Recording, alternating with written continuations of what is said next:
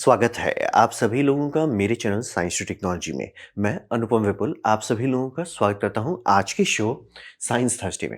आज हम लोग बात करेंगे रीफ्लो अवन के बारे में। तो आइए इसे समझते हैं। तो ज़रूरत क्या है? तो ज़रूरत ये समझिए कि हम लोग को मास प्रोडक्शन करना है। हर चीज़ का, इलेक्ट्रॉनिक्स का, सब चीज़ के लिए चाहिए और आजकल इलेक्ट्रॉनिक्स हर फील्ड में लगता है। तो हम लोग को उसको एफिशिएंटली करना है। मास प्रोडक्शन का तभी पॉसिबल हो सकता है जब हर एक स्टेप बहुत कम टाइम खाता है।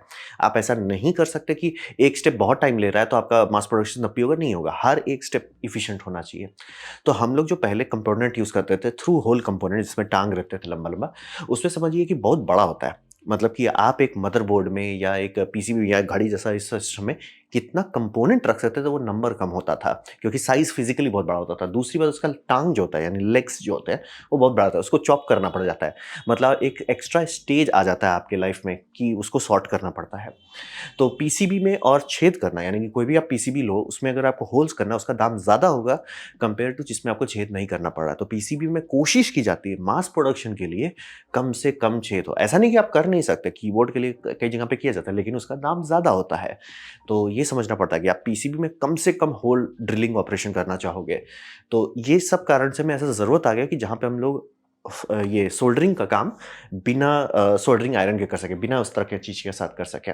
क्योंकि समझिए हर स्टेप जो आप डालते हैं, वो दाम पे चला जाता है। यानी कि इस तरह के मशीन जो पिक एंड प्लेस मशीन्स होता है, ये काम करता है तभी आपका सारा प्रोडक्ट बनता है। लेकिन बात होता है कि आप इसमें कहो कि एक काम करो इसमें पिक एंड प्लेस के लिए ये थ्रू होल कंपोनेंट दाम भाग जाएगा। काउंट सेम रह सकता है लेकिन दाम तब भी ज़्यादा हो जाएगा।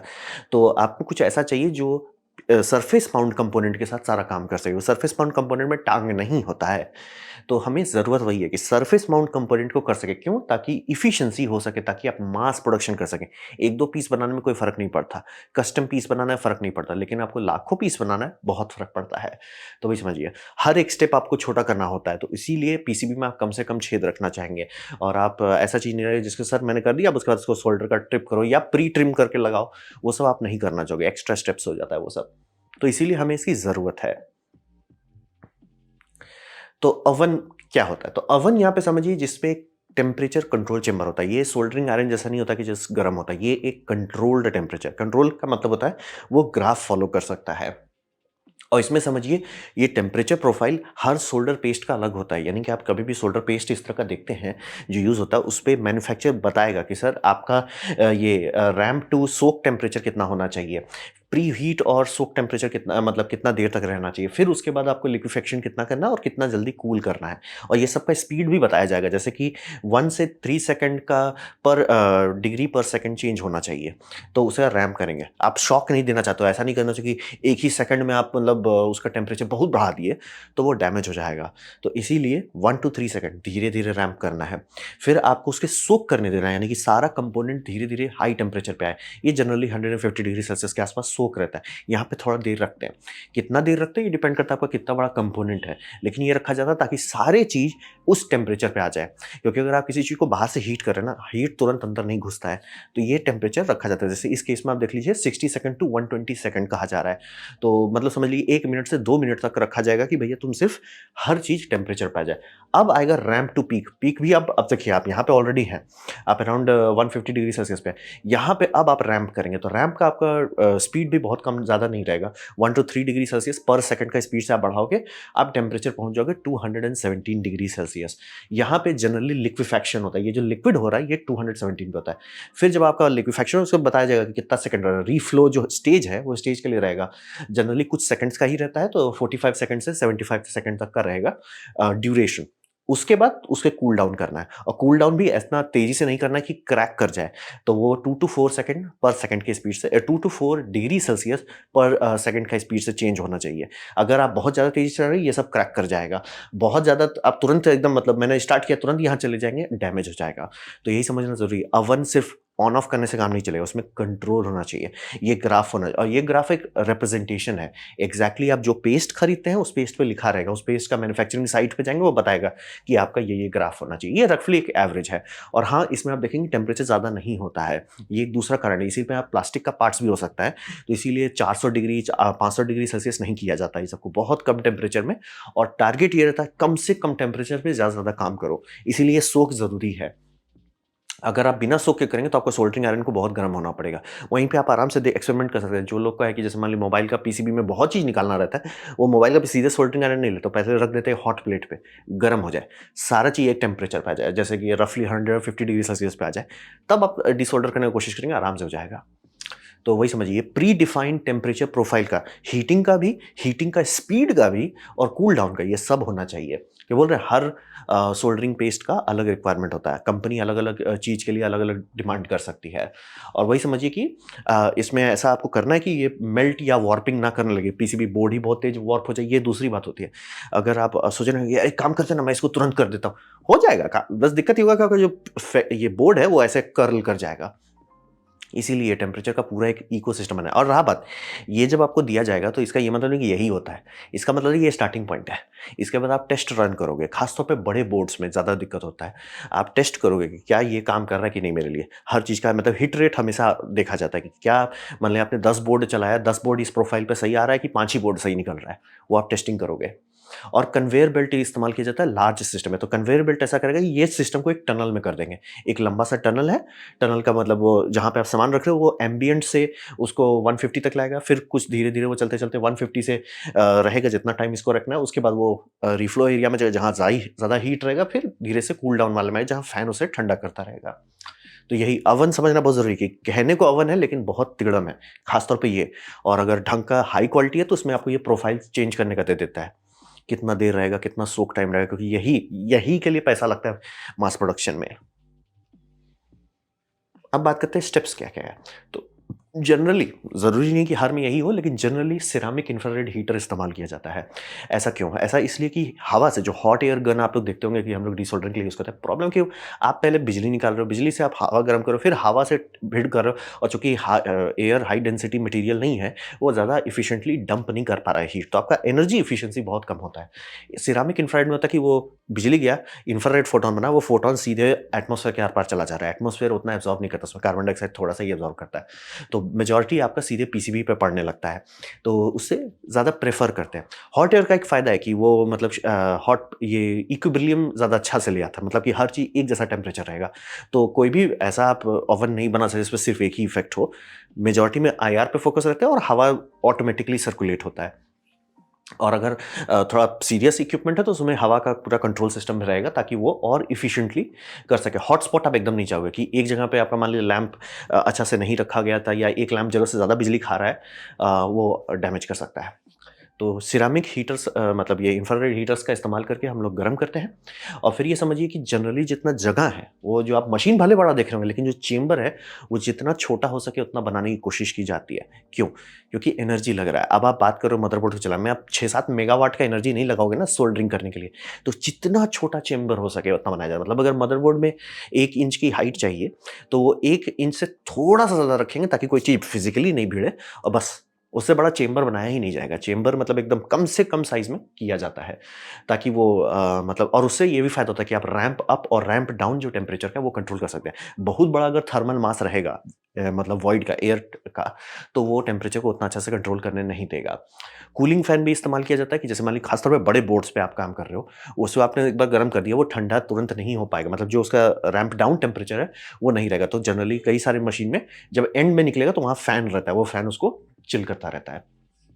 और वही समझिए टनल यूनिट जो बनाया जाता है, उसमें हर सेक्शन पे टेम्परेचर कंट्रोल किया जाता है। जैसे देखिए, एक पे एक टेम्परेचर, दूसरे पे ऐसा-ऐसा, मतलब जो रैंप अप है वो लिटरली टनल्स पे रहेगा कि टनल में तुम यहाँ एंट्री किए हो, अब वार्म अप शुरू हो रहा है, आगे बढ़ रहे हो, आगे बढ़ रहे हो, अब तुम सोक टेम्परेचर पे आ गए, सोक टेम्परेचर पे हो, अब रिफ्लो टेम्परेचर पे जा रहे हो, रिफ्लो में जा रहे हो, अब कूलिंग में जा रहे हो। ऐसे-ऐसे करके किया जाता है। तो ये सब तिगड़म, यही मतलब जो आप लोग सुना कि चाइना का महारत कहाँ है? यहीं, इसी जगह पे वो महारत हासिल करके बैठे हुए हैं। ये मशीन मतलब आपको चाइना में सड़क पे मिल जाएगा। अरे वॉशिंग मशीन खरीदा है, एक ठो रीफ्लो ओवन ले लो, जाओ टेक इट इनको। धनिया गाजर की तरह बिकता है। तो यही समझ, यही का सेटअप लगता है। आप कितना चीज़ मास प्रोड्यूस कर सकते हो, वो उस देश का लिमिट यही टेक्नोलॉजी पे है। ये सुनने में बहुत सिंपल लगता है, और है भी, क्योंकि आप खरीद रहे हो। लेकिन जो ये लोग इसको बना रहे हैं बहुत बड़ा, मतलब ये आधा साइंस आधा आर्ट है। जो बोला लिक्विड के साथ आप काम कर रहे हो, ग्लू के साथ काम कर रहे हो, फ्लक्स के साथ काम कर रहे हो, सोल्डर बॉल्स के साथ काम कर रहे हो, सब अपना-अपना नौटंकी करता है। तो सबको मैनेज करना बहुत मुश्किल काम है। अब बात करते हैं क्या आप इसे घर में बना सकते हैं डीआईवाई? हाँ, रहा बात कि आजकल पीसीबी का मैन्युफैक्चरिंग बहुत आसान हो गया है। चाहे आप पीसीबी लें, पीसीबी वे लें, जेएसएलवी पीसीबी लें, बहुत सारे अब ब्रांड्स आ गए हैं जो आपको पीसीबी बना के दे देंगे घर में। अब बात है कि पीसीबी वाले सारी कंपनी आपको ऑप्शन भी देंगे कि अगर आप पूरा बोर्ड बनवाना चाहते हैं। बस बात है कि पिक एंड प्लेस मशीन अगर वो सेटअप करते हैं तो दाम बहुत भाग जाता है। रीफ्लो ओवन का देंगे दाम बहुत भाग जाएगा। मतलब अगर आप पीसीबी खुला खरीदते हो तो वो मान लीजिए ₹500 का आ रहा है और वहीं बोलेंगे सर इस पे कंपोनेंट्स लगा दो और ये कर दो, बोले 5000 हो जाता है। क्योंकि वो ऑब्वियसली सेटअप करना बहुत महंगा होता है। इसीलिए वो मास प्रोडक्शन के लिए सूट करता है, एक के लिए नहीं करता है। तो क्या करें? तो बहुत लोग घर में ही अपना बना लेते हैं। तो ये समझ और इसका एक फ़ायदा होता है, अगर आप प्रोटोटाइपिंग कर रहे हैं, ऑब्वियसली पीसीबी आप किसी फैब्रिकेटर्स के पास ही बनवाओगे। फैब्रिकेटर के पास से जब बन जाता है, तो क्या? अब इसलिए आप कर सकते हो कि भैया तुम पूरा पिक एंड प्लेस मशीन करो, लेकिन एक हो जाता है ना कि sir is it worth it? आप क्योंकि प्रोटोटाइपिंग बार-बार करना चाहोगे, तो आप उसमें खर्चा कम भी रखना चाहोगे, स्पीड बढ़ाना चाहोगे, खर्चा कम करना चाहोगे। तो बोले सर आप पीसीबी बनाओ, हमें दे दो, हम हाथ से रख देंगे जितना भी कंपोनेंट है। 3 ही 4 बार ऐसा आप कर सकते हैं, बार-बार नहीं कर सकते, लेकिन ऐसा किया जाता है। आप हाथ से रख देंगे जितना कंपोनेंट है, उसके बाद हम इसे खुद से रिफ्लो कर देंगे। तो खुद से रिफ्लो करने के लिए थैंकफुली ज़्यादा तिगड़म नहीं लगता है, क्योंकि ये समझिए कि इतनी कम्युनिटी इस पे इतना टाइम से मेहनत कर रही है कि इंफ्रारेड टोस्टर्स आते हैं, मतलब ये अवन जो है मिलता है मार्केट में खाना बनाने वाला जो इंफ्रारेड पे चलता है। वो आराम से लीजिए, उसमें एक टेम्परेचर प्रोब डालिए, मतलब एक थर्मोकपल डालिए और एक AC mains solid state relay लगाइए और ये आपका सॉफ्टवेयर सारा काम कर देगा उसको। तो इसका लिटरली आज के टाइम में अगर कोई करना चाहता है तो इस तरह के बोर्ड्स मिलते हैं। पूरा ऐसा 3D प्रिंटेड मिल सकता है, आप खुद से बना सकते हैं। जो करना है आप करिए। आप आराम से आपको वो सारा ग्राफ कंट्रोल सब मिल जाएगा। मतलब ब्रेन जो है वो मिल जाएगा। अवन जो है, अवन में आपको बस ये देखना है कि अवन हो जिसमें आईआर वाला हो और उसमें ये हो क्या बोलते हैं मतलब थोड़ा टेस्टिंग करना पड़ेगा कि एक्चुअली वो 300 डिग्री सेल्सियस तक जा सकता है कि नहीं। 300 का टारगेट रखा जाता है। आप कभी नहीं ऐसा बनाना जो 270 से ऊपर जा ही नहीं सके। 300 का आपको टारगेट रहता है। ये कोई भी कर सकता है और अगर बहुत लोग को रहता है कि पूरा अवन नहीं लेना तो हॉट प्लेट्स के साथ भी रो गा के आप ऐसा कर सकते हैं। सस्ते में निपटाने के लिए लोग वही करते हैं।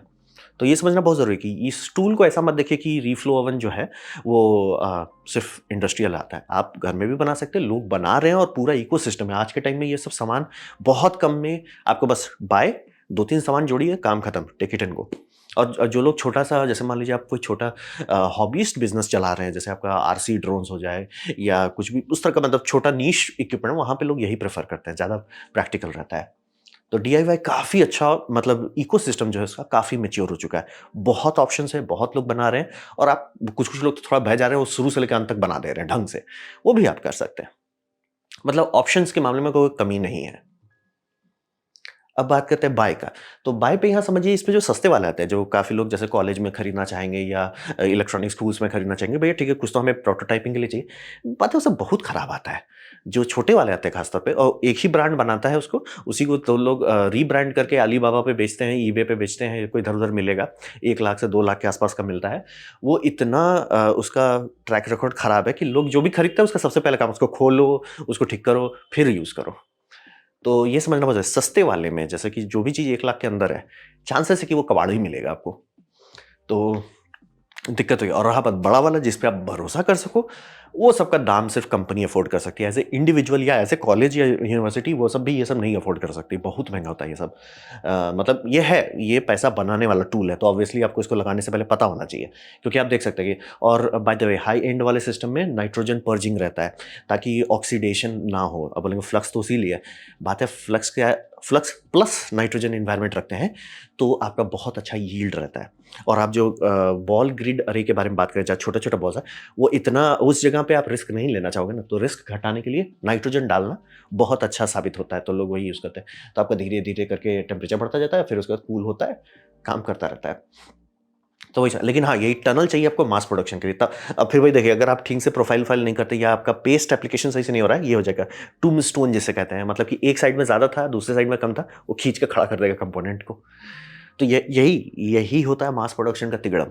इसीलिए मास प्रोडक्शन कर लेना सुनने में बहुत अच्छा, अरे ये एक पीस है इसे लाओ 100 बना देंगे सर, आधा दिमाग आपका यही खराब होगा कि भैया कैपेसिटर लगा रहे हैं वो ऐसे उड़ जा रहा है, तो पता चला कहाँ पे प्रॉब्लम है। अवन में प्रॉब्लम हो रहा है, अवन में एयर सर्कुलेशन बहुत ज़्यादा तेज है, कि सोल्डर पेस्ट खराब है, कि पेस्ट का एप्लीकेशन में गड़बड़ी हो रही है, कि सोल्डर मास्क खराब है। यही यही किया जाता है। जो आप लोग देखते हैं ना कि प्रोटोटाइप करना बहुत आसान है, उस मास प्रोडक्शन में जान निकलती है, बस वही है कि मास प्रोडक्शन में छोटा-छोटा चीज़ आपका बैंड बजाएगा। आप सोचोगे सर मैंने ये बोर्ड लिया, मैंने डाल दिया, ये हो क्यों नहीं गया? नहीं होगा सर। तिकड़म वही रहता है और ये समझना बहुत ज़रूरी है। हर जगह पे जब भी इस तरह का मशीन यूज़ होता है, बैच टेस्टिंग की जाती है। जैसे मान लीजिए आपको रास्पबेरी पाई बनाना है, तो रास्पबेरी पाई का एक मतलब अच्छा खासा 50-60 पीस बनाया जाएगा इसके अंदर डाल के। हर एक को मैनुअली चेक किया जाएगा, तब जाके बोला जाएगा ठीक है ये प्रोफाइल है। फिर उसमें एक अल्फा रन होगा कि सही हो रहा है कि नहीं, आँख मूंद करके बंद कर सकते हैं कि नहीं, फिर उसको फाइनल रन में डाला जाता है। तो समझना बहुत ज़रूरी है कि इसीलिए लोग जनरली इसे घर में ही बना लेते हैं कि जो ढंग वाले ऑब्वियसली उसमें आप खरीदोगे ही। लेकिन बीच वाला जो ज़ेन है जहाँ पे कि आप यार मैं कॉलेज-वॉलेज में हूँ या यूनिवर्सिटी में काम कर रहा हूँ, वहाँ पे ले लेते हैं, थोड़ा अफ़ोर्ड कर सकते हैं। उससे ज़्यादा आसान रहेगा आप लोग खुद थोड़ा मेहनत करके बना लो और ये वाला तो ऑब्वियसली जिनको चाहिए वो खरीद लेंगे। लेकिन हाँ, टेस्टिंग, ट्यूनिंग बहुत ज़रूरी है। बिना उसके नहीं काम होता है। तो ये था मेरा प्रेज़ेंटेशन सोल्डर रीफ्लो ओवन के बारे में। उम्मीद करता हूँ आपको अच्छा लगा, कुछ सीखने मिला, कुछ समझ में आया। अगर ऐसा है लाइक कर दें, दोस्तों शेयर कर दें, उससे मेरा काफ़ी भला होगा। नहीं अच्छा लगा, नहीं पसंद आया, कोई बात नहीं, आप डिसलाइक दबा सकते हैं। मैं कहूँगा डिसलाइक 2 बार दबाएँ, उससे मुझे पता चलेगा कितना ना पसंद हुआ है। मैं आपसे कहूँगा कमेंट लिखें, मैं हर कमेंट को पढ़ने की कोशिश करता हूँ। आपसे कहूँगा सब्सक्राइब कीजिए, बेल दबाइए अगर आप फ्री हैं तो। आपने मेरा वीडियो देखा जानकर मुझे बहुत खुशी हुई। धन्यवाद।